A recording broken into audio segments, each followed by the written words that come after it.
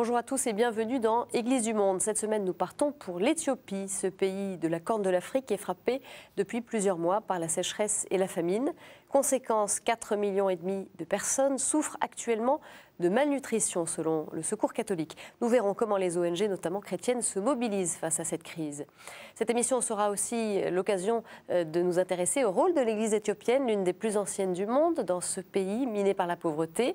L'Éthiopie compte 80 millions d'habitants, entre 40 et 45% sont chrétiens, majoritairement orthodoxes. L'Église catholique ne représente, elle, qu'une toute petite proportion, environ 1%. Notre invité est Daniel Verger, bonjour. Bonjour. Vous êtes directeur exécutif de Coordination Sud, une association qui coordonne l'action des ONG françaises de solidarité internationale. Et vous êtes également membre de Justice et Paix France. Merci de nous avoir rejoints. Alors avant de vous entendre, quelle est la situation humanitaire en Éthiopie? Je vous propose d'écouter le témoignage de Marjolaine Edouard, responsable des urgences internationales du Secours catholique. Elle s'est rendue cet été dans le sud du pays pour évaluer les besoins des populations. On est toujours dans une situation instable. Ce qu'il faut avoir en tête, c'est la disparité en fait, de la crise alimentaire au sein du pays. On a des zones qui sont en situation de malnutrition modérée, comme le centre et le nord. On va dire que c'est une situation chronique normale. Et on a des zones, notamment le sud et l'est, qui sont dans qui oscillent entre une situation d'urgence ou de crise alimentaire aiguë. On a des pluies, la saison des pluies a été retardée. Elle est arrivée de manière très sporadique selon les régions. Pour certaines, elle devrait être suffisante, mais la grande majorité sera insuffisante. Ce qui fait que les cultures n'arriveront pas à maturation et donc les récoltes seront insuffisantes et on rentre à nouveau dans le cycle d'insuffisance et d'eau et de production céréalière pour couvrir les besoins de la population. Donc on est dans une situation de dégradation de manière générale qui nous pousse tous à penser que le pire reste à venir dans les semaines, les mois qui viennent. Alors Daniel Verger, l'Éthiopie, elle connaît régulièrement des épisodes de sécheresse, de famine. En quoi la crise actuelle est-elle plus grave? Alors elle est plus grave parce qu'elle fait suite à 2 années de très mauvaises récoltes. Oui. Et donc les réserves des paysans sont aujourd'hui très affaiblies. Il n'y a plus localement sur les marchés de céréales à prix abordable pour les personnes pauvres. Oui. Et donc on est dans une situation de dégradation alimentaire très forte. Et dans certaines zones, en tout cas de Somalie, de famine à proprement parler. Alors, mais est-ce que l'État n'est pas habitué à gérer ce type de phénomène chronique, notamment à travers sa politique agricole? On a le sentiment que finalement ce sont des choses qui reviennent. Pourquoi est-ce qu'il y a une certaine lenteur aussi de mise en œuvre de l'aide? Parce que je crois que la crise, en fait, elle s'est déclenchée au printemps. On l'a su finalement qu'au mois de juillet. Qu'est-ce qui s'est passé? Alors c'est vrai qu'on est toujours un peu surpris quand il y a ce genre de crise majeure sur le plan alimentaire, parce que les crises alimentaires sont le résultat des mauvaises récoltes de l'année précédente, pour une part. Et on se dit, comment se fait-il qu'il faille autant de temps pour réagir? C'est effectivement, il y a une part de scandale dedans, c'est-à-dire de grande frustration pour les acteurs humanitaires qui alertent sur les mauvaises conditions des récoltes très tôt, 9 mois avant les situations que nous connaissons aujourd'hui et qui souvent ne se font entendre qu'au moment où la situation est déjà très largement dégradée. Et pour quelle raison? Vous avez une analyse là-dessus? Oui, je crois que la première raison, c'est que, en particulier en Éthiopie, pour lancer des programmes d'appel d'urgence, il faut un avis du gouvernement qui déclare la situation de crise alimentaire. Oui. Et cet avis-là, pour différentes raisons, notamment politiques, entre autres, mais aussi d'évaluation tout à fait normale de la situation. En tout cas, cet avis-là prend du temps, souvent beaucoup trop de temps. Et ensuite, la capacité de réaction rapide des agences des Nations Unies, en particulier, est limitée à l'ampleur des dons qui sont faits pour ces situations de crise. Et aujourd'hui, le PAM, le Programme alimentaire mondial, en particulier, n'a pas une avance suffisante pour débloquer des flux de céréales et des fonds d'abord à temps.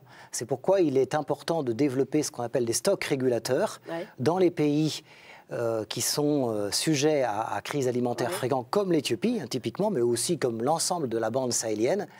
Et ça, c'est une demande des ONG très forte actuellement, qui n'est malheureusement pas encore suffisamment entendue. Les stocks régulateurs se sont dégradés depuis 20 ans et aujourd'hui sont beaucoup trop bas pour faire face aux crises que nous avons. Est-ce que ça veut dire qu'en fait la politique agricole n'est plus une priorité pour l'État? Parce que j'ai lu par exemple que pour l'Éthiopie, je crois que simplement 7% de l'aide publique est consacrée à la politique agricole. Donc c'est relégué vraiment... Alors effectivement, un autre problème plus structurel est ce manque d'investissement dans le développement rural et agricole, alors que la population vit à 85% dans le milieu rural, en tout cas, et donc essentiellement de l'agriculture. On a extrêmement peu d'investissement du budget de l'État dans l'agriculture, vous l'avez signalé. L'aide publique, globalement, pas que pour l'Éthiopie d'ailleurs, s'est un peu effondrée sur les investissements en milieu rural et en particulier sur les questions agricoles. Il n'est plus que de 3% au global de l'aide publique au développement. Il remonte un tout petit peu depuis 2008, depuis les crises et les émeutes de la faim qui ont fait tant de bruit, mais pas de façon suffisamment significative. Qu'est-ce qu'il faut y voir derrière ça ? Eh bien, je crois qu'il faut y voir un certain abandon des populations rurales qui a été le cas dans je dirais les investissements, mais aussi un peu les modes de développement des années 90 et 2000, au profit d'un investissement sûrement en milieu urbain essentiellement, mais aussi du fait disons des ajustements structurels et de l'investissement un peu plus également sur les questions de développement économique qui se sont concentrées essentiellement en milieu rural. Oui. Je crois qu'on a fait confiance dans les développements importants de nombreux pays sur le plan agricole, dans les années 80 en particulier et 90.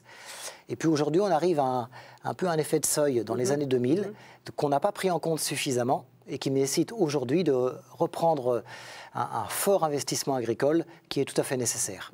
Alors les ONG, comme le Secours catholique par exemple, ou le CCFD, s'appuient sur les communautés chrétiennes locales. C'est quand même la base de leur réseau, ce sont les communautés chrétiennes ? Exactement. Oui. Une des caractéristiques du réseau Caritas en particulier, mais aussi d'autres ONG comme le CCFD, c'est de ne pas intervenir soi-même en urgence, mais d'appuyer les organisations chrétiennes locales, les Caritas locales, en particulier l'Ethiopian Catholic Secretariat, qui est la Caritas éthiopienne, et tout son réseau diocésain et paroissial, de façon à pouvoir se baser sur la capacité des communautés chrétiennes locales à analyser les besoins, à y répondre. Alors, elles ont une expertise particulière. C'est quoi leur force, ces communautés chrétiennes locales? Alors effectivement, elles ont une expertise particulière développée depuis la grande sécheresse de 1984 et la famine de 1984. Donc plus de 20 ans, plus de 25 ans aujourd'hui d'expérience sur le plan de la réponse aux urgences, mais aussi plus largement sur le plan du travail dans le domaine de l'hydraulique, eau et assainissement, du développement rural, et puis aussi d'ailleurs de la santé, qui est un de leurs axes de travail très importants.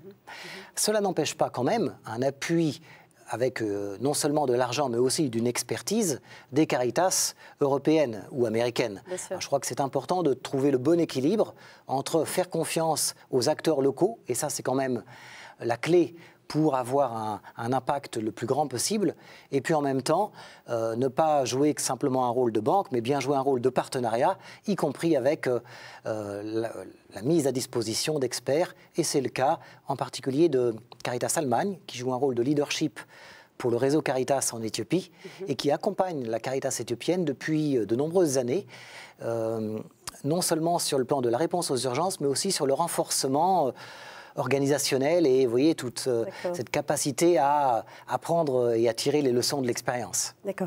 Alors l'Église éthiopienne, elle joue un rôle social de premier plan, notamment auprès des enfants des rues. L'Éthiopie en compte 4,6 millions. Parmi eux, 1,2 million sont atteints du sida.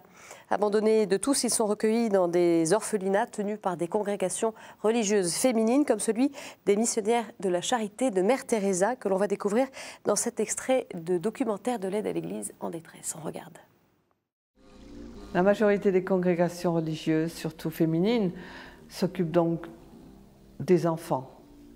Jardin d'enfants, petite école, orphelinat. Beaucoup d'enfants sont laissés à eux-mêmes. Ils ne sont pas toujours des orphelins entièrement, mais c'est soit un parent qui a disparu ou des parents, des familles séparées. Donc les enfants sont pris en charge par les religieuses. Les sœurs de Mère Teresa sont très impliquées dans les orphelinats. Dans ce centre, nous soignons principalement les orphelins infectés par le VIH. Lorsque j'ai commencé à travailler, il y a 2 ans et demi, il y avait environ 280 enfants. Nous en avons actuellement 450.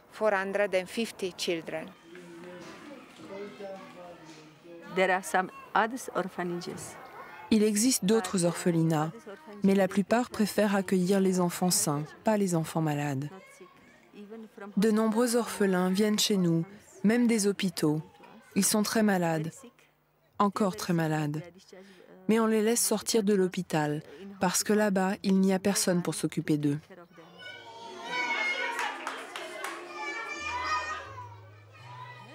Grâce à diverses fondations, à des ONG et des sponsors, l'Église catholique peut offrir une aide médicale et un soutien éducatif à ceux qui sont les plus malheureux. L'Église catholique en Éthiopie, c'est 1% de la population environ, hein, peut-être même un petit peu moins. Au niveau social, l'Église catholique fait 90% du travail social en Éthiopie. Les écoles, les cliniques, les hôpitaux, enfin tout ce qui est social. Sans l'Église catholique, le travail social en Éthiopie serait zéro.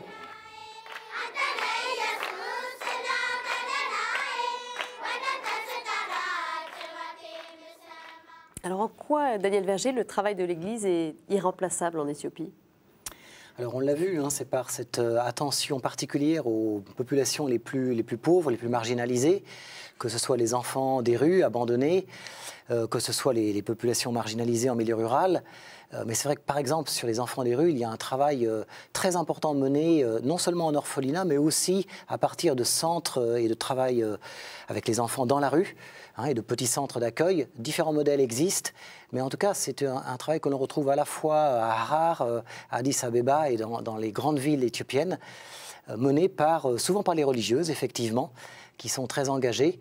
Et puis, je dirais, il y a aussi cette capacité de travailler dans la durée, qui est quand même une des grandes forces de l'Église catholique, notamment à travers ses congrégations, c'est-à-dire d'engager des projets qui ont pour but de faire évoluer le développement rural, de faire évoluer la situation des femmes, par exemple, en prenant en compte le temps nécessaire, qui est souvent de l'ordre d'une génération, pour voir des changements significatifs. Et ça fait partie de la capacité de l'Église à gérer ce temps-là. D'accord. Et alors, est-ce qu'il n'y a pas aussi quand même peut-être une perception de l'Église comme étant peut-être une ONG, hein, qui fait un travail social avant tout, qui est structurée, organisée? Est-ce qu'elle n'est pas perçue comme ça à la fois par les Éthiopiens et peut-être par ceux qui sont au sein même de l'Église? Alors c'est vrai que je crois que ce qui caractérise l'Église catholique en Éthiopie, c'est son engagement social. Et on le trouve souvent d'ailleurs dans les pays pauvres, quand l'Église est toute petite, elle a une présence finalement de promotion des valeurs du royaume à travers cette action sociale et cette présence aux plus pauvres.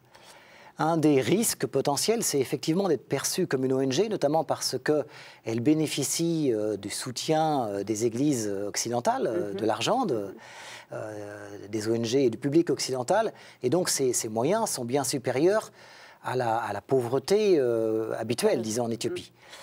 Pour autant, je trouve que beaucoup de religieux, en particulier, sont très conscients de cela et font attention à travailler avec des moyens modestes. Mais le risque existe, et c'est pourquoi, notamment au début des années 2000, la commission épiscopale éthiopienne a choisi de mieux structurer l'Ethiopian Catholic Secretariat, donc la Caritas éthiopienne, qui faisait simplement partie de la commission et n'était pas distincte de la conférence épiscopale, au risque d'augmenter cette impression que l'Église tout entière était une ONG.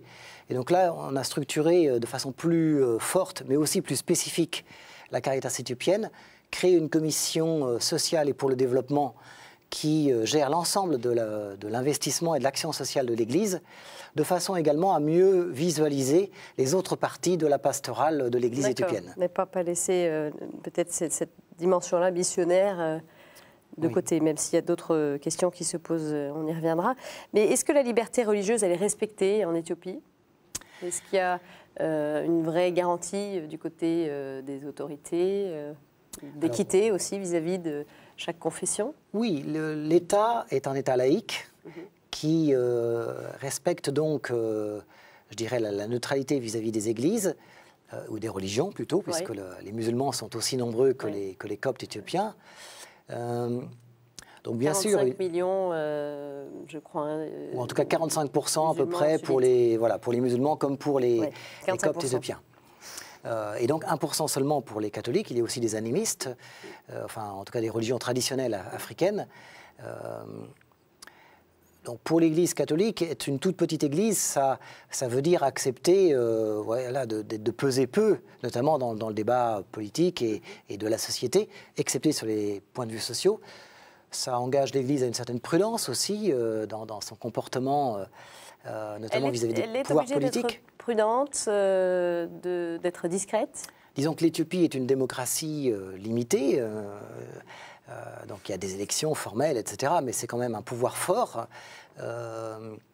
Et donc ça joue un petit peu sur la capacité de chacun à prendre en compte les relations avec l'État.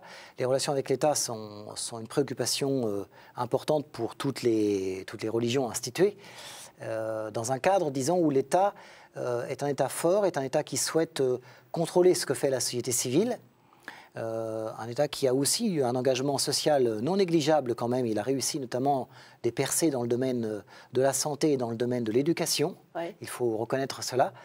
Mais c'est quand même un État qui suit de près, voire qui contrôle les activités de la société civile. Alors une question sur ce visage de cette Église catholique. Les catholiques ils se sont dispersés, je crois, un petit peu partout dans l'Éthiopie, notamment dans des zones montagneuses. Ça rend difficile, j'imagine, le travail des prêtres, l'accès aux sacrements. Ça doit être un peu compliqué. C'est vrai que les diocèses sont grands. Il y a 11 diocèses pour un pays grand comme 2 fois la France. Donc vous voyez la taille des diocèses. Donc c'est vrai que la question de distance est très importante, d'où l'importance d'avoir des paroisses suffisamment structurées, d'avoir aussi des communautés que l'on pourrait appeler communautés ecclésiales de base, qui se structurent avec le travail des catéchistes en particulier.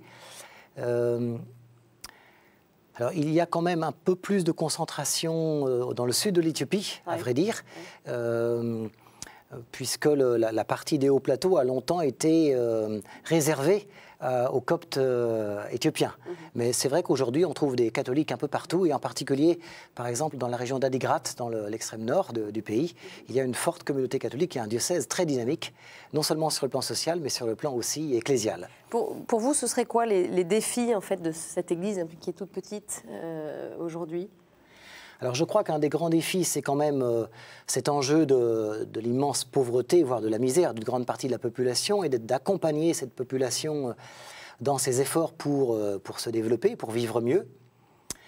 Je crois qu'un autre défi, c'est quand même la relation avec les autres communautés chrétiennes, avec des situations très différentes. Il y a l'église latine d'un côté, il y a une église de rite orientale, mais ça n'a pas l'air simple entre les deux, je crois. Disons qu'en tout cas, l'église copte éthiopienne est l'église instituée, c'est l'église historique aussi, l'église qui a représenté un peu le pouvoir éthiopien jusqu'à ces dernières décennies, très liée au Négus, au roi des rois, pendant longtemps. Aujourd'hui, il y a plus de neutralité, mais quand même, ça reste une église avec laquelle l'écuménisme de moyens sur un certain nombre de projets existe, avec lequel aussi il y a un grand travail. Par exemple, les catholiques vivent le jeûne de l'Assomption, qui est une tradition copte éthiopienne. Donc, vous voyez, il y a cette convivialité qui s'exerce aussi dans la vie quotidienne. Mais il est vrai qu'il y a peu de dialogue théologique ou de dialogue écuménique officiel. Et puis il y a les églises protestantes de type évangélique qui, comme partout en Afrique, mais aussi en Éthiopie, progressent vite, avec parfois une attitude, disons, plus problématique. Alors l'Éthiopie, on le disait, compte 45% de musulmans sunnites. L'islam est arrivé au 7e siècle. Traditionnellement et historiquement, musulmans et chrétiens ont toujours eu des liens pacifiques, même si des violences secouent ces communautés. Reportage. La violence contre les chrétiens en Éthiopie s'est intensifiée au cours des dernières années. En octobre 2006, des activistes musulmans ont attaqué une église chrétienne à Djima. 5 personnes ont été brutalement assassinées.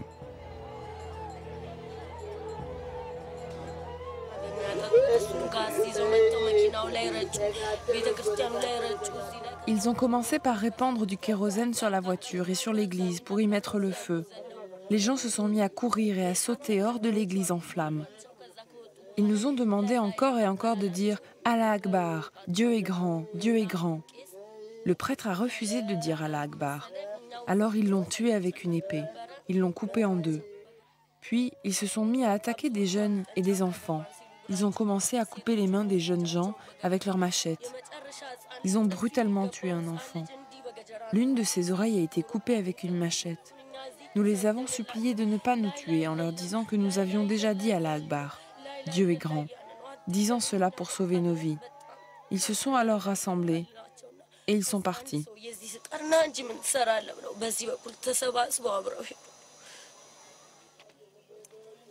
Les conflits ouverts deviennent de plus en plus fréquents. Un évangéliste a été battu à mort dans la même ville en mars 2007. En avril 2007, 2 personnes ont été tuées et de nombreuses autres blessées dans la ville de Djida, suite à l'explosion d'une bombe installée près d'une tente dans laquelle des chrétiens s'étaient réunis pour prier. 2 mois plus tard, des agresseurs inconnus ont crucifié Cheikh Ahmed Adem, qui s'était converti au christianisme.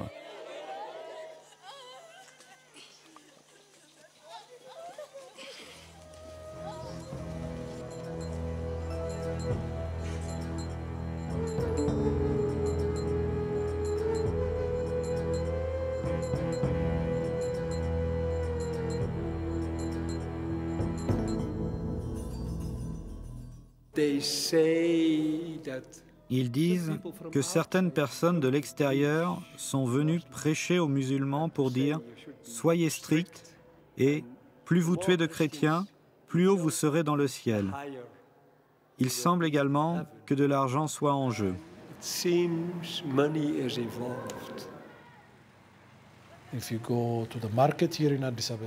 vous allez au marché ici, à Addis Abeba, si vous allez également dans certains magasins, ici, sur la place, tous les propriétaires sont musulmans, ce qui montre qu'ils ont aussi un pouvoir économique. Dans certains secteurs où les musulmans étaient, disons, la majorité, et où ils ont leur propre sanctuaire, et où certains événements historiques ont eu lieu, ils n'autorisent pas les chrétiens à avoir leurs propres églises ou à construire leurs propres lieux de culte ou de prière, ou à avoir leur propre cimetière. Alors des phénomènes de violence ou de discrimination, comme on vient d'en voir, est-ce que ce sont des phénomènes isolés ou est-ce qu'il y a une islamisation croissante en Éthiopie ? Oui, alors ces témoignages sont quand même assez terribles et rapportent des événements qui existent effectivement en Éthiopie. Pour autant, je ne souhaiterais pas que l'on assimile l'Éthiopie à ce qui se passe au Nigeria, en particulier, ou au Soudan voisin, où les situations sont extrêmement tendues et très conflictuelles. On n'en est pas là. On n'en est pas là du tout. C'est-à-dire qu'on est bien sûr avec cette tension qui vient du fait que les musulmans, et en particulier les Coptes éthiopiens, sont aujourd'hui de puissance comparable, mais on est quand même avec une convivialité de voisinage, ou en tout cas dans la vie courante, qui reste la norme, qui reste la situation la plus générale. Alors certes, l'islam dans tous les pays aujourd'hui est traversé par des courants fondamentalistes qui influencent un certain nombre de jeunes en particulier, qui ont, comme ça a été dit, de l'argent. Cependant, ils sont loin de représenter en Éthiopie la majorité des musulmans. Le dialogue interreligieux, il existe ? Le dialogue interreligieux existe, il n'est pas toujours simple, mais ce qui existe en tout cas très fortement en Éthiopie, c'est cette capacité à vivre ensemble globalement, y compris entre communautés, quoi. Et les catholiques sont très investis là-dedans, notamment parce qu'ils sont finalement assez fortement implantés, proportionnellement en tout cas, dans les régions musulmanes. à majorité musulmane, Hararghe étant un bon exemple de ça.